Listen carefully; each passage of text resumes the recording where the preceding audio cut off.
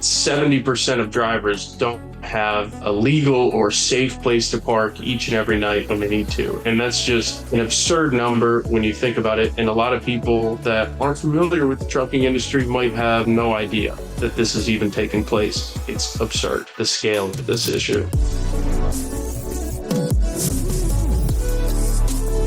I'm attorney David Craig, managing partner and one of the founders of Craig, Kelly & Faultless. For over 35 years, I've dedicated my career to helping individuals and families who have been seriously injured or lost loved ones in devastating semi-truck, large truck, and other commercial motor vehicle accidents. When tragedy strikes, life can feel chaotic, overwhelming, and uncertain. Many people don't even know where to begin or what questions to ask. That's why I created After the Crash, a podcast designed to empower you with the knowledge and resources you need to navigate these challenging times. In each episode, I sit down with experts, professionals, victims, and others involved in truck wreck cases to give you insight, guidance, and practical advice. Together, we'll help you understand your rights, protect your family, and move forward. This is After the Crash. Well, ladies and gentlemen, welcome to another episode of After the Crash. Today we have Noah Volz as our guest. Noah's with the company called Truck Parking Club. Noah, welcome. Thank you. Glad to be here. And so Noah, from looking at your LinkedIn profile, it looks like you've been around trucking your entire career. Tell us a little bit how you got started in trucking. Yeah, absolutely. So I started in high school. My offensive line coach was an owner-operator. He had 7 trucks and a flatbed fleet that ran over the road. I had become close with him, and he offered me a position washing the trucks on the weekends with his son. So started doing that. And over the course of the next 2 years in high school, every Saturday morning, I was working with him, and it just blossomed into this, I guess, passion for the industry and love for trucking. So going to college and deciding what to do after that, I really wanted to focus on just learning as much as I could about every aspect of the industry and getting all those perspectives so I could truly just understand it from all angles. You currently work with Truck Parking Club. How long have you been there, and what do you do there? Yeah, so I've been here for about 6 months now. I started immediately after I graduated college, and I worked for a large asset-based company for about a year before that during my senior year of college on their operations team. So here at Truck Parking Club, I work in our marketing team. I help with our social media, with our properties, just kind of every aspect of growing and figuring out what we're doing better and what we can improve on. So, like I said, it's helping out on the marketing team. It's helping out property. My official title is business development specialist. So that leaves it broad enough that I can really kind of be flexible and help out in each aspect. So, and we're going to talk a little bit about the problems with parking. But why don't you give us a kind of a nutshell? I mean, what is Truck Parking Club? What do you all do? Yeah, absolutely. So we are a 2-sided marketplace that our mission is to help truckers save time and fuel by efficiently finding and reserving truck parking across the U.S. And so how we do that is we monetize vacant or underutilized land for private property owners, and we instantly have that availability for drivers to go in our app, find those locations, see all the information, photos, amenities, everything like that. So they're making an informed decision when they're choosing where to park, and the property owners are making profit off of that unused space. So you're bringing together the truckers and the landowners that have areas or room for trucks to park. You're bringing them together through an app. Is that right? Yes, sir, we are. And so a majority of our properties are obviously interconnected to the industry already. So it's CDL schools, tow yards, trucking companies with extra space, anything like that. So it's an easy transition when you tell them that they can help solve the shortage, and most of them are more than happy to do so.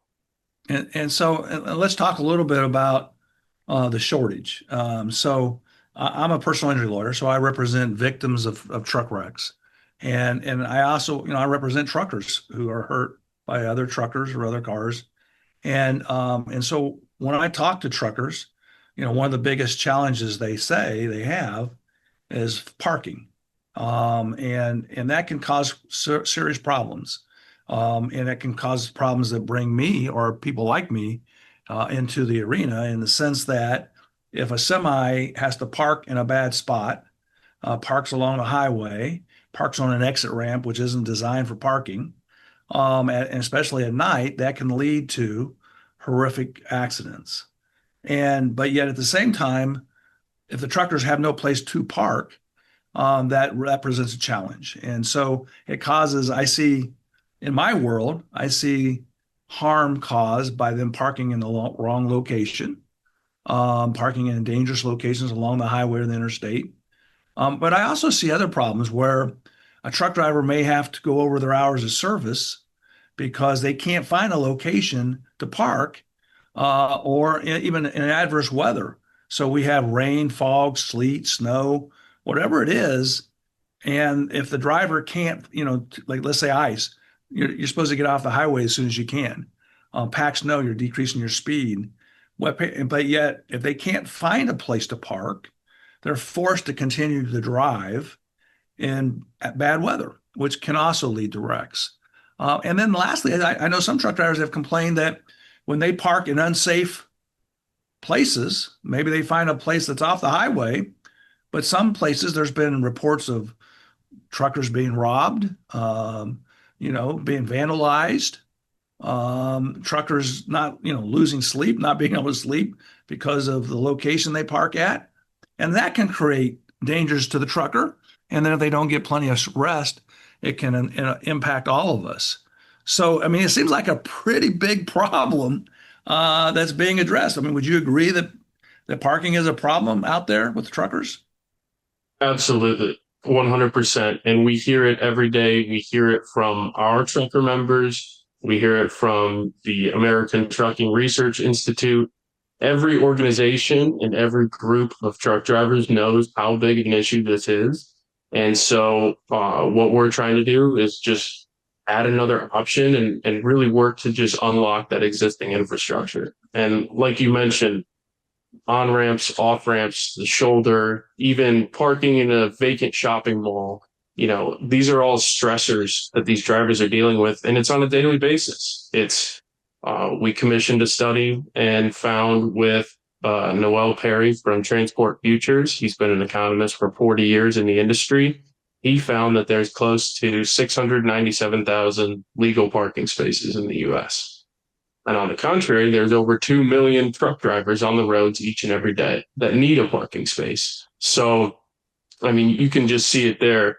It's 70% of drivers don't have a legal or safe place to park each and every night when they need to. And that's just an absurd number when you think about it. And a lot of people that aren't familiar with the trucking industry might have no idea that this is even taking place. But they see it every day. If they're on the interstate, if they're on the highway, they're seeing these trucks at off ramps, on ramps. I mean, rest areas, they're lined up past where they're supposed to. It's absurd, the scale of this issue. And I guess one question is that, so that right now, historically, truckers have gotten to park free. But there's not enough spots. So there's not enough free spots. But when the trucker has to pay for parking, because some truck stops have a certain number of reserved spots, but who pays for that? Does the trucker pay for that? Does the motor carrier pay for that? I mean, who's paying right now when a truck pulls off and finds a place to park? Yeah, the overwhelming majority kind of is the traditional way of doing things. And so owner operators are paying for their own parking, and company drivers in most cases are as well. And when those issues get brought up within their company, the conversation is, you figured it out for 50 years, you can figure it out today. And that's just, another stress. Those are things that these drivers have to worry about. And what we're trying to do in the same time is obviously add those options for truck drivers. But we're also trying to have those conversations around the industry about how big of an efficiency gain, a safety gain, and truly, an operational productivity gain paying for your drivers to park can be. And so if we unlock all these spaces, we need support from the companies that want to help their drivers save time and fuel and be more safe each and every day. So, and I think some people who may be watching this they may not be part of this world, and so they may not realize. I mean, truck drivers have to stop under the Federal Motor Carrier Safety Regulations. They can only drive so many hours, so they're required to stop. So, I've read statistics where, there's, one spot for every 11 or 12 semis. And so when these men and women have to stop and there's no place for them to stop, then we got problems. Now, this is not a new problem. It's been building over time. What do you think is causing this problem? I would say we've seen it in the last few years that there's just been an influx of supply in the carrier market. And so there's more trucks on the road than there seemingly have ever been. And at the same time, we have truck stops, rest areas, things like that were never really invested in to catch up. And so there's all this new capacity, and we're not really planning and performing on the back end to ensure that this new capacity can operate effectively and safely. And so it's, truck stops close down. There's been a majority, or they get absolved by a larger chain. And so it becomes more of a business decision. And when there's free truck parking, it's a lot harder for them in certain areas to make that business decision to stay open. So it's truly just, I think the growth of the industry as a whole has exacerbated the issue, and drivers now are coming into the industry with, this is the new normal. And this is what they're trained on and they're taught in school, is that finding parking is a challenge. Well, and there's been certainly groups that have been lobbying or fighting for states, federal government, to do more.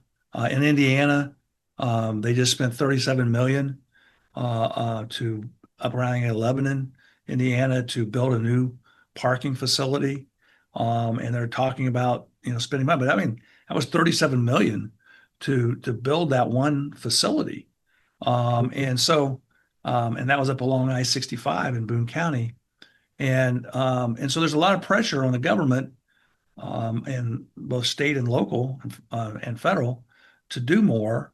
And I guess you guys aren't saying not to do that, not to build, because I know that the Owners Operator Independent Drivers Association, they kind of got sideways with you guys because they're out advocating to spend more money to build more spots. But I don't hear you guys saying that you shouldn't do that, are you? You're just saying right now there's a need and we're helping fill that need, right? Yeah, absolutely. We are going to support those initiatives. We're going to support those efforts every step of the way. To us, it doesn't matter if a driver is getting parked at a free rest area or at one of our locations. We just want them parked. And so we're supporting those initiatives. We will support those. We don't deem anything as a threat to our business, because at the end of the day, we are about the drivers getting parked safely and efficiently. And so the issue that we've seen and that we kind of like to raise is that it takes a long time for those things to happen. And like I mentioned, we found the shortage to be about 1.7 million spaces. I believe in Florida earlier this year, they dedicated a $180 million investment to building new parking throughout the state, which equates to just under 1,000 parking spaces. The average cost is anywhere from 100 to 200,000 parking spaces at those rest areas. And so we have a 1.7 million space shortage, and it costs $200,000 to build new spaces. And the sheer investment required and the time required to do that all through federal and state is just something that we don't see as sustainable. So we believe that our private property approach is something that can support the industry and also just keep chipping away at that shortage. In our opinion, all parking that gets added is great park. So we don't oppose anything. We are actively in Washington, D.C. advocating for all of those efforts. So tell us, how does this work? Is there And so you guys are kind of brokering, right? I mean, you're kind of like a Airbnb. I mean, you're taking, you get these drivers and you get these landowners. Walk me through how this works. Yeah, absolutely. So just the initial property onboarding process, a prospect property member who owns their land will come to us and give us the information on the site. And then we work with them to ensure that it's suitable for a truck and trailer. If it's not suitable for a truck and trailer, it depends on why it's not suitable. So, it's not soft sand or anything like that. We want something that can support 80,000 pounds. And if they don't have the space, they can have a bobtail box truck listing with us so that they can still continue to offer, because every driver has a little bit different needs. So the more options, the better for them. But we work with those property members to get their listing set up and get it live. We're at about 10 properties a day. So drivers just open their app, they can zoom around the map, or they can scroll and search for a certain location. And then once they click on that listing, they'll see pictures, they'll see, it on a map. They can look at the interstate, they can look at the nearby route. They can also see if it has gates, fence, lights, security cameras, all the amenities like that. Like I said, for us, it's all about giving options to those drivers. So then once they actually get parked, we're really just trying to take care of both sides. And it's obviously, we know what's going on in the industry and how drivers are being preyed upon by, different players. And so for us, there's guarantees, no booting, no towing, no predatory fines. And when you're at that location, it's our responsibility to make sure that you have all the information you need to be as informed as possible about where you'll be staying and what the location is going to be like. And then for property owners, we take care of marketing. We have an amazing social media team. We go to every truck show, every tow show. I mean, we are all over the country showing face and really just campaigning for truck parking at all scales. And so the marketing aspect, we have a 24/7, 365 customer service team comprised entirely of former truck drivers. And I feel like that's what truly sets us apart. Our first employee, Tracy, was a truck driver for over 30 years. She was the first employee hired, and she's now the department head of that group. So every major decision we make goes through truck drivers, and they're actively involved in those conversations. And then also we're building technology and just continuing to refine the app so that both property members and trucker members have all the information they need, all the visibility, reporting, and just convenience, truly, at the touch of a button, whatever they need. And so I assume you have the option of paying daily, hourly, weekly, monthly, any of those options? Yes, sir. So the individual property members set kind of their terms for how the parking will be. We have hourly, daily, weekly, and monthly options available. But if a property owner only wants to host monthly reservations, they're, encouraged and have the ability to do so. Obviously, we want daily, weekly, and monthly at all of our locations, but it's just not the right fit for a lot of them. So the property members set their terms. They choose where the drivers are going to be parking, and then we highlight that on an area. The property members set their own rates, and we work with them just to make sure that they're competitive in the market. And yeah, so we really just try and give everyone the tools, and then we take it out of the property members' hands so they don't have to worry about it. It's essentially passive income for them, and it's just another place to park for the trucker members.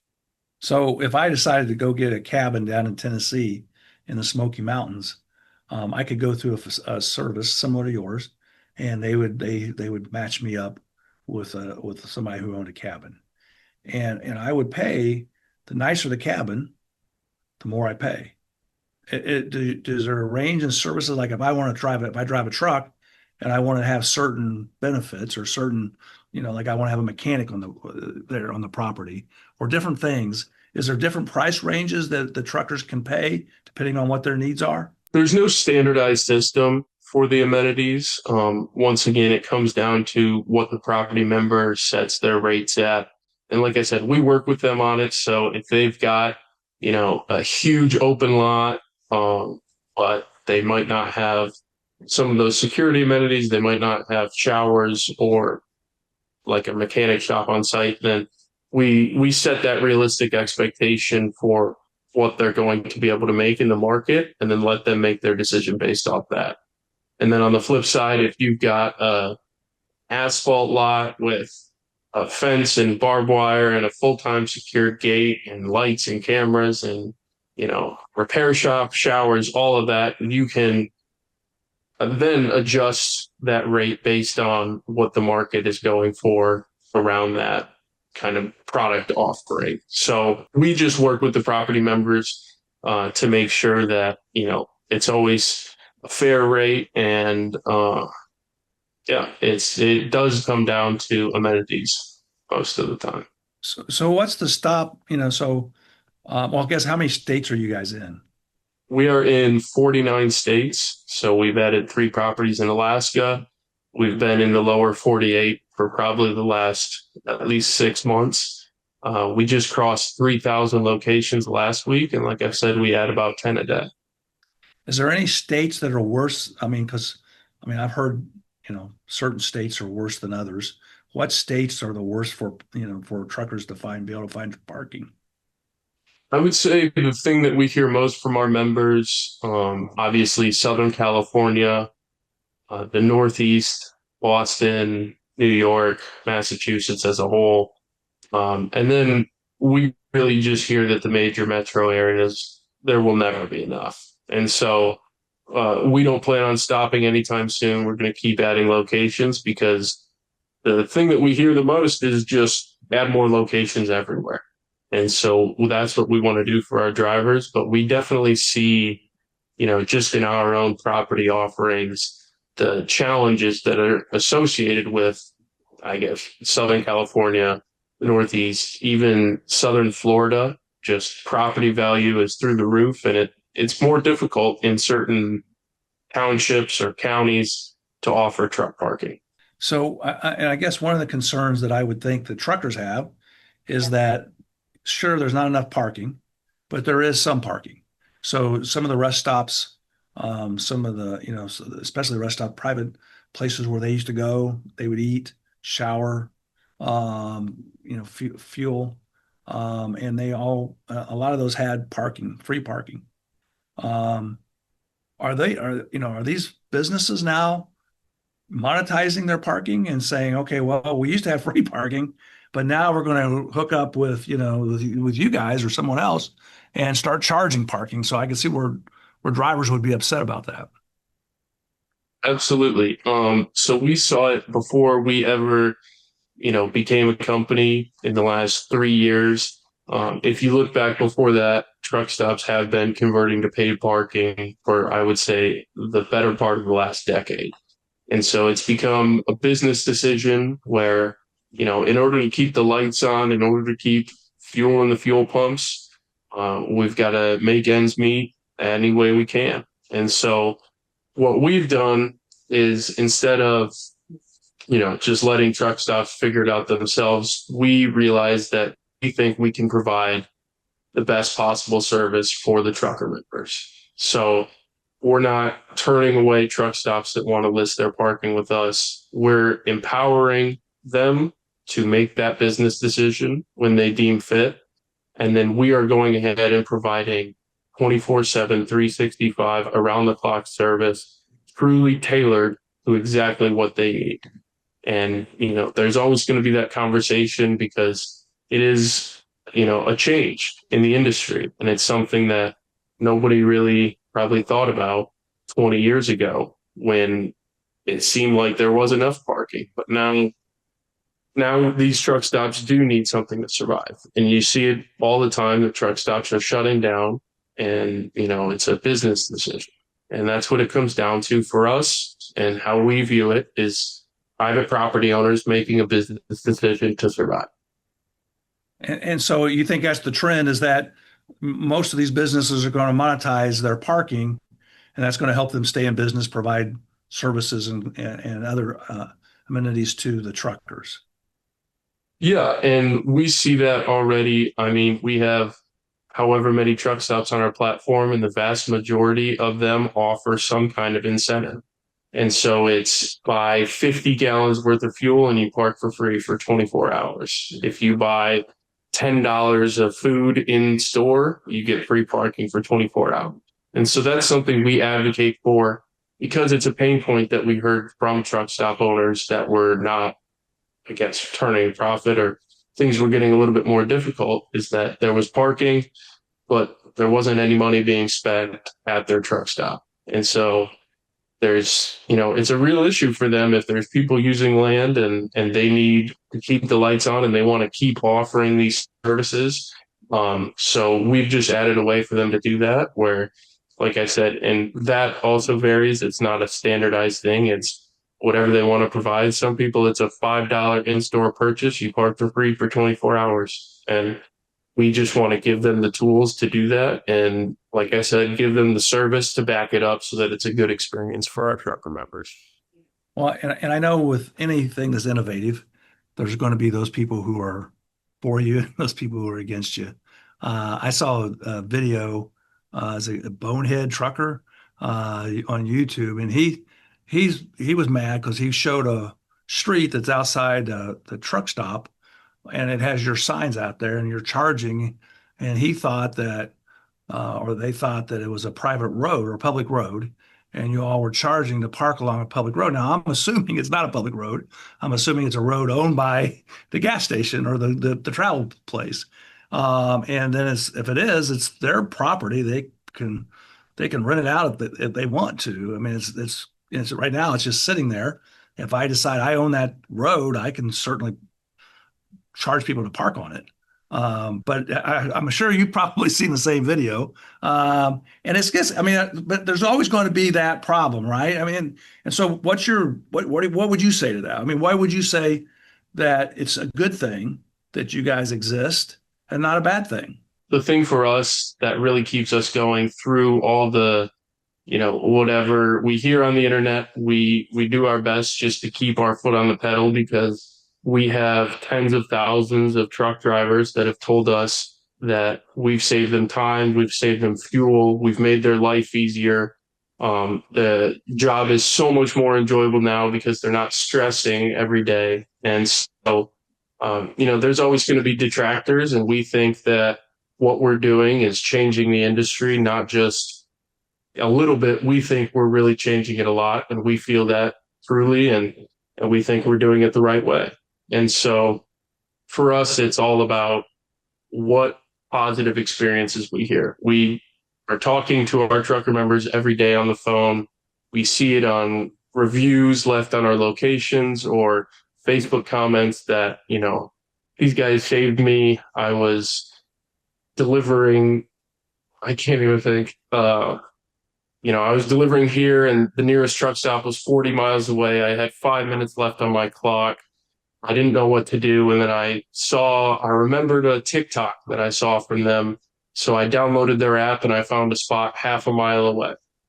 And so it's just experiences like that we hear about, and we hear it all the time, that keep us moving, keep us pushing forward. And at the end of the day, we think the more people that just give us a chance and use us, those experiences are just going to pile up across the industry. And just for the record, you're not charging to park along public streets, right? No, sir. That is a private roadway, not owned by the gas station. It is vetted, and we ensured that was not a public street. Okay. And so I can see why people would be mad about that if it was. And so, I mean, do you think it will ever go back the way it was? Do you think if this is the future where, you're going to have, I mean, it makes sense. People want to make profit. They have land, they have places for you to park. I could see them making it even better and making it more attractive so that more truckers want to use my facility. So the better my facility is, the more likely that I'm going to have people use it. So again, as an entrepreneur, as a business person, it makes perfect sense to me, but I'm not a guy out there driving the truck. But it seems like to me, it makes it easy because now I can just, I mean, I assume it's pretty quick. I get on and boom, I got locations. Yes, sir. Yeah, it's free to sign up, so the truck drivers can download the app, and then, like I said, they zoom around the map or type in exactly where they're going, and they have access to that. They can book in a few quick and easy steps, and if there's any issues, we're there to support them. And as for the future, we don't really know where it's going to head, but we don't believe that we'll be going anywhere anytime soon. The goal is always to add more options for our trucker members. And I mean, I personally, I believe that we will be a fixture in the industry for decades to come. I don't think private parking is going anywhere. It seems even on the passenger side that this is just now a mainstay in the passenger parking industry. And so while we're supporting state and federal funding for truck parking efforts, we're also working to just bolster the options across the marketplace. And so, I mean, ultimately, I mean, I assume, so, I mean, somebody's got to pay for it. And so if we pay for it through government, I mean, if we have the government build more parking spots, we pay for it as taxpayers. On the other hand, if, you know, there's some truckers have really tight margins. I mean, so they're really operating on a shoestring. And so, you know, but to the extent that, and I assume the cost of what your guys doing is also going to be passed on, but it's passed on through the trucker or the motor carrier. You know, ultimately, either way, we're all going to pay for it one way or the other. It seems like either pay it through the cost of goods or we're going to pay it through taxes. But either way, we have to all pay. We're going to pay it for it, pay a price. Yeah, and I think the thing that we found is that we're already paying for it. We ran that study, like I mentioned, with Noel Perry. He's been around forever and he really knows, you know, the industry. And we determined, and the American Trucking Research Institute has also determined that it costs over $100 per hour for a truck driver to operate their vehicle. So if we're saving, and the average time each day is 56 minutes for a truck driver to find parking throughout the country. That's an ATRI statistic. And so we view the economic savings of the operational efficiency to far surpass the cost of paying for parking. If we can save 46 minutes, turn that 56-minute search into a 10-minute, click the app, I know where I'm going, I know exactly how to get there. If we can do that, and drivers are saving over $100 in just fuel or time and fuel, those just keep compounding. And now if we're talking about, you know, optimally parking along their route, that's more cost savings. There's just so many operational efficiencies that we don't believe have been truly explored or, I guess, respected by different aspects of the industry, where, you know, paying for parking at a location that's 2 miles away from your delivery and has everything you need is probably much better than circling truck stops and rest areas for 2 hours. And ultimately, you might not even find a spot and you'll have to park in an unsafe or illegal location. So for us, it's kind of a no-brainer. And the amount that we found is it costs a driver $17,000 per year to just circle around looking for parking. And that doesn't take into account the stress, the turnover. I mean, turnover for truck drivers is astronomically high.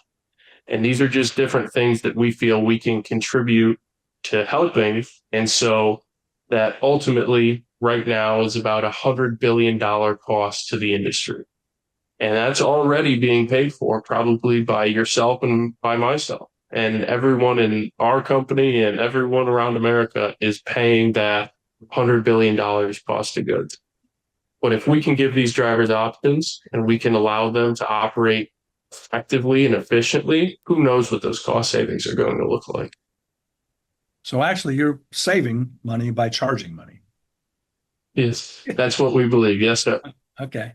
Now, as a personal injury lawyer, as a plaintiff lawyer, my only one of my concerns is I'm all for getting the trucks off the side of the road, off of the exit ramps, off of the rest stop ramps down on the roadways. I think that's great. This will make things safer. But I'm a little worried about the app because I don't want truck drivers, they're not supposed to hold their phone. They're supposed to be hands free. Should I be concerned about these men and women messing with your app and then causing a wreck? I wouldn't say so. I mean, it's obviously always a concern, but with the many options, I guess not options, there's many things today that truck drivers have to be, on a tablet or on a phone. They have to be engaged with that. And the consensus around the industry is that that's dedicated to, your 30-minute break.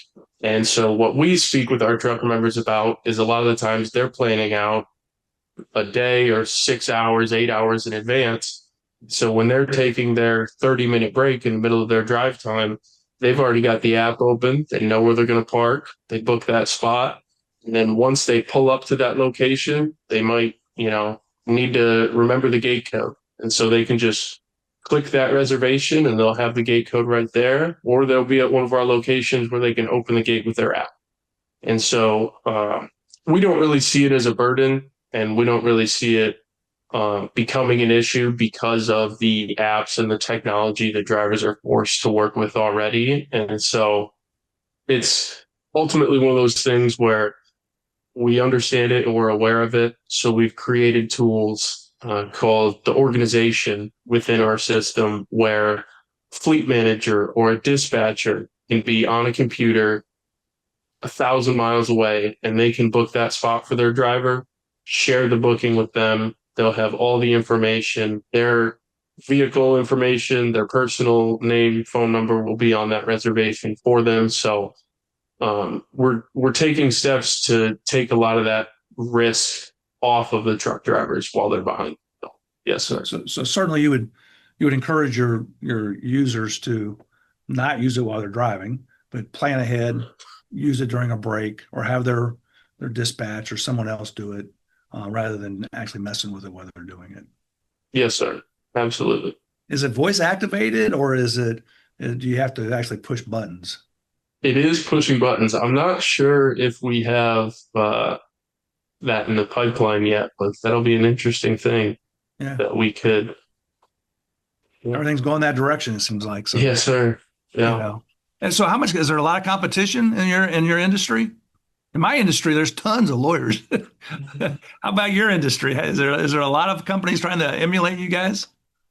There's a ton of truck parking operators. And so where we feel that we differentiate ourselves is the fact that we're a two-sided marketplace. And so truck parking operators across the country are listing their space with us because we are a large player and we have that visibility on our platform.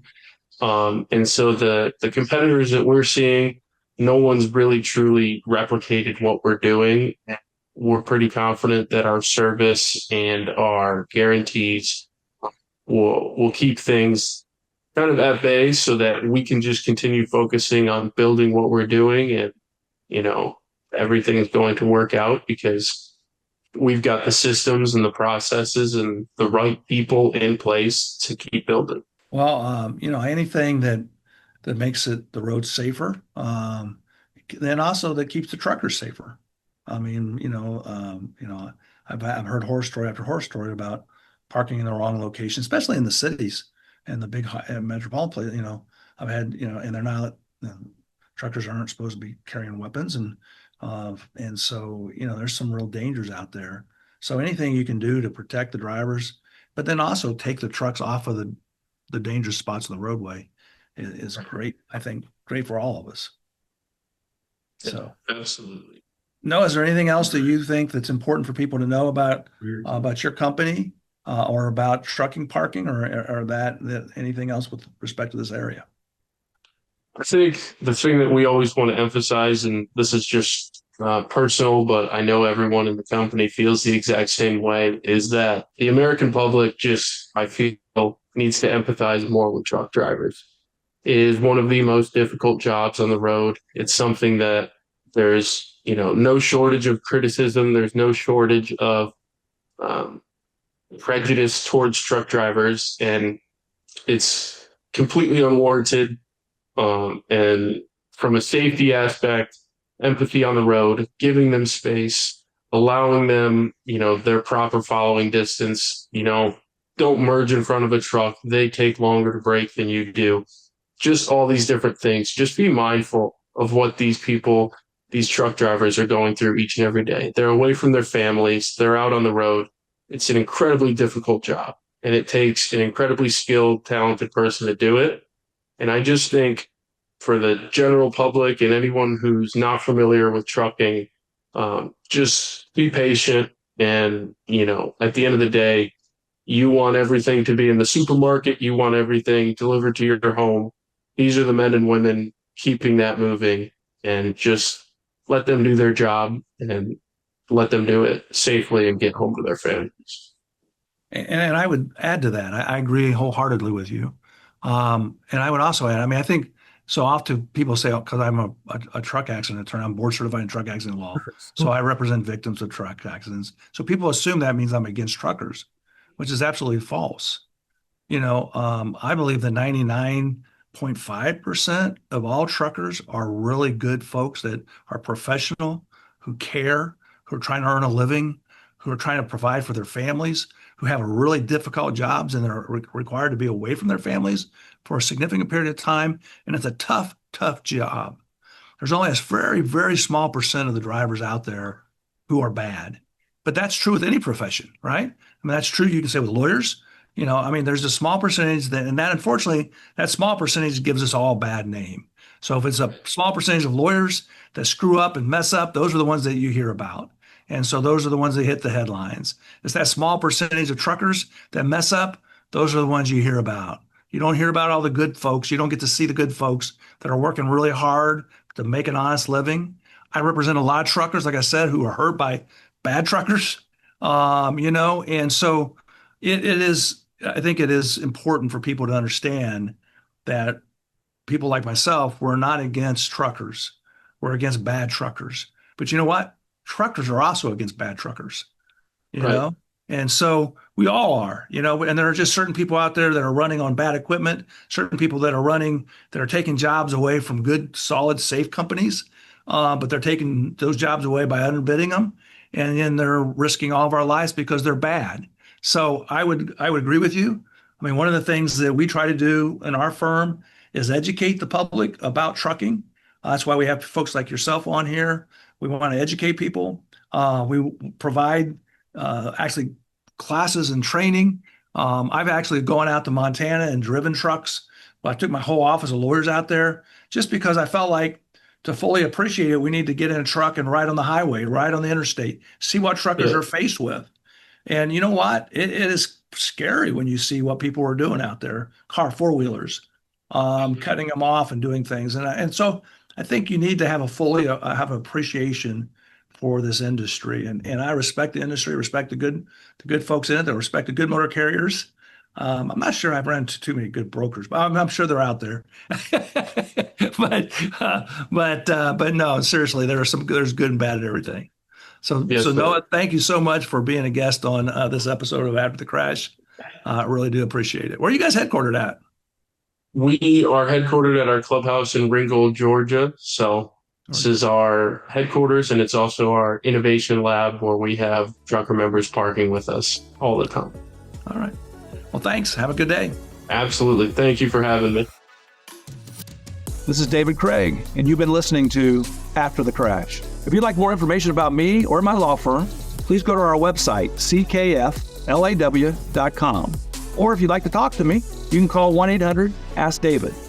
If you would like a guide on what to do after a truck wreck, then pick up my book, Semi-Truck Wreck, a guide for victims and their families, which is available on Amazon, or you can download it for free on our website, ckflaw.com.